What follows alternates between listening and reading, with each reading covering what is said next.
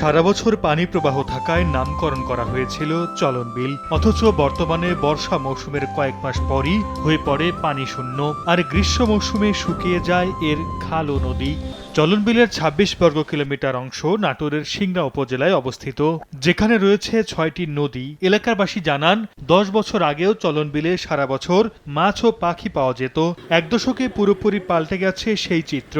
এখন বিলের নদীতেও মিলছে না মাছসহ অন্যান্য জলজ প্রাণী। চান্দা মাছ, ধোদা মাছ এবং আরো অনেক জাতির মাছ ছিল, যেগুলো এখন আর আমাদের এই চলন বিলের মাছ পাওয়া যায় না। আগে চলন বিলে ৬ মাস পর্যন্ত পানি থাকতো, এখন এমন অবস্থা হয়ে গেছে ২ মাসও পানি থাকে না। বিলের জীববৈচিত্র্য হারিয়ে যাওয়ার জন্য অপরিকল্পিত পুকুর খনন এবং সড়ক নির্মাণকে দায়ী করেন পরিবেশবাদীরা।